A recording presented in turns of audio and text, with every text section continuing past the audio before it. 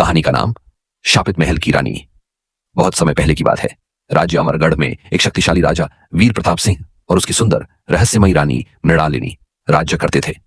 अमरगढ़ का महल बेहद भव्य था, पर एक हिस्सा सदियों से बंद पड़ा था। कोई नहीं जानता था क्यों। रानी मृणालिनी रातों को अक्सर महल के उस बंद हिस्से की ओर जाती और सुबह तक लौटती।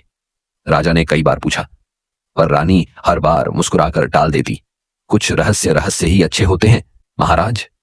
एक दिन राजा ने अपने विश्वस्त सेनापति सेनाधिप विक्रम को आदेश दिया कि वह चुपके से रानी का पीछा करे। रात को रानी चुपचाप उठी, दीवार में छुपे एक गुप्त द्वार से उस बंद हिस्से में गई। विक्रम छिपकर पीछे पीछे गया।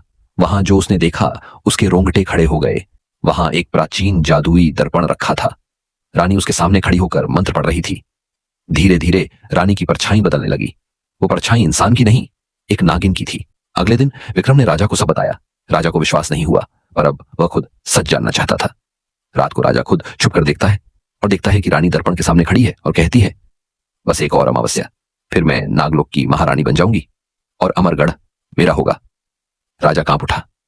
वह समझ गया कि मृणालिनी कोई साधारण स्त्री नहीं, एक शापित नागिन थी जिसे किसी आर्षी ने इंसान के रूप में जन्म लेने का श्राप दिया था, और वह अब अपना असली रूप पाने के अंतिम चरण में थी। अब सवाल यह था, राजा अपनी प्रजा को बचाए या अपनी प्रेमिका जैसी रानी को। कहानी का अंत। अगली अमावस्या की रात राजा रानी के सामने खड़ा हो गया। रानी ने सच्चाई स्वीकार की, पर उसकी आंखों में आंसू थे।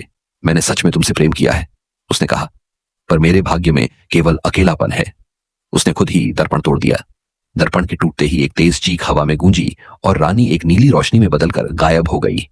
आज भी अमरगढ़ के खंडहरों में लोग कहते हैं, जब अमावस्या की रात होती है, कोई स्त्री रोती हुई महल की छत पर दिखाई देती है।